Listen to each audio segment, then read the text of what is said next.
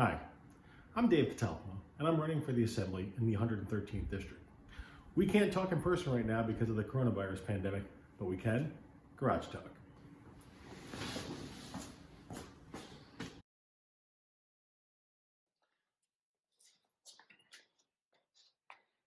Hi, it's great to see you again. Whew, I don't know about you, but a lot has changed since we last spoke. The murder of George Floyd set off a series of protests, demonstrations, and in too many cases, violence in New York and across the nation and back. And in New York to Albany to Buffalo and back, there's just been a lot of demonstrations and concern. Many of them have been peaceful, but some of them have been violent. Some of them resulted in loss of property. Some of them lost in people being hurt. And we're going to talk it through. We're going to break it down like we do on Garage Talk, and we're going to do it like we always do, by the numbers. So let's go to the board. Okay, 400 plus.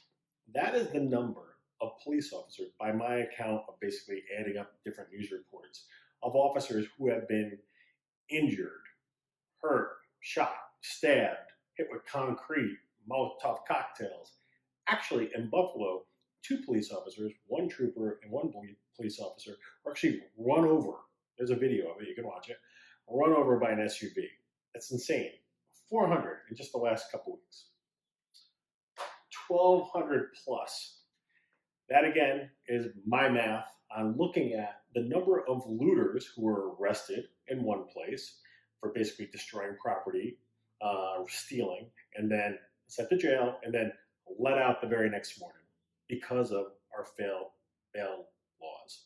And keep in mind that during the midst of this, the height of it in New York City, the liberal Manhattan DA, Cy Vance, actually asked the governor publicly to provide executive authority to actually keep these people in jail so they wouldn't just get arrested and go out and do the same thing again. The governor, of course, said no. So we saw what happened. Why is this important? Why is it relevant here? In fact, some of my opponent's staff members are on my Facebook page being like, Dave, you don't live in New York City, you live in Saratoga. Yeah, I know that. Okay. It's because the laws that my opponent has supported are actually very relevant to this. Bail reform, which is very much at the heart of why people are able to get arrested for looting one night and be back out on the street the next day doing it. My opponent, she supported eliminating bail at first. She voted to eliminate bail. Then, when she heard that it might be a problem, she voted against it. Then, when there was a chance to fix it, she failed. She didn't stand up. She wouldn't make sure that her colleagues actually went along and actually repealed this ridiculous system that is putting criminals back on the street. Okay, so a lot of discussion, a lot of angst, a lot of real sorrow, a lot of issues to sort of unpack with that. But what happened was the legislature, they came back last week and they passed a series of bills directed at changing the relationship between the police and the law enforcement community, in particular the Black community in the law enforcement community. And one bill in particular that the law enforcement community was opposed to was a bill called 50A. And 50A is essentially a bill that guides the release of material that is a personnel record for a police officer. So think about your personnel file.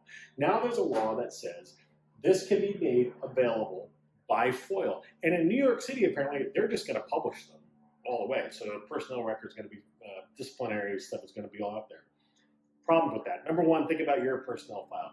Is there stuff in there that you would not want to have out there? Personal stuff, even if like you've never had any problem.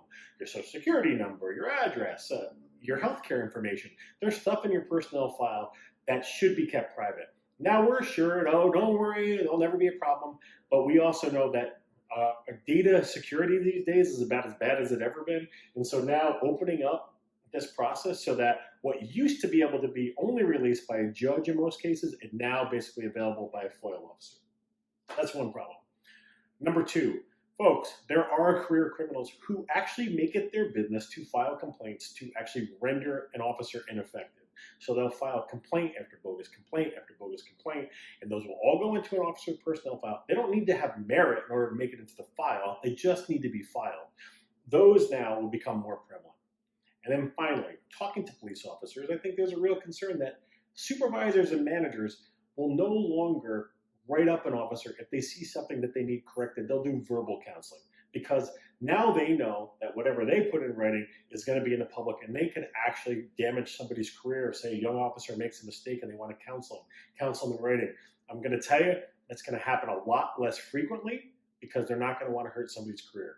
So 3 big problems. Now, our police officers who have been pushed, pulled, bit, slapped, Molotov cocktail, everything over the past couple of weeks, and facing a whole raft of bills, I think there are 10 or 12 of them in general, severely opposed this bill. My opponent, Kerry Warner, she voted for it. What's that all mean? Zero. That's the amount of faith that our elected officials have shown in our law enforcers. The people who go out every day and put their lives on the line to protect us, our elected officials, from the governor, Andrew Cuomo, to our attorney general, all the way down to our assembly members, they have basically showed a zero lack of faith and trust in our police officers. And I don't know why today you would actually want to be a police officer, because we have essentially abandoned them. And it is sad, and it is scary, and it has real implications for our community. And our community is the 113th Assembly District. Why does this matter? Because our laws are state laws. And so right now you have a bail system that is broken. You have a parole system and a parole board that is letting out violent felons, and you can look it up and read it about it yourself.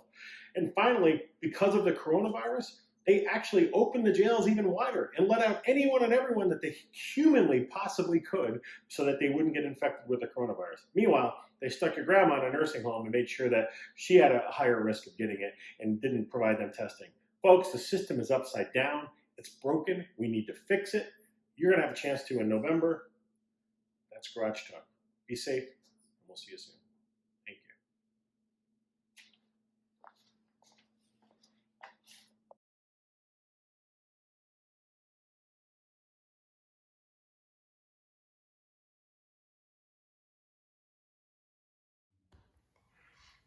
Thanks for watching. If you like it on your social media channel. And please share it with your friends, and let's start a dialogue.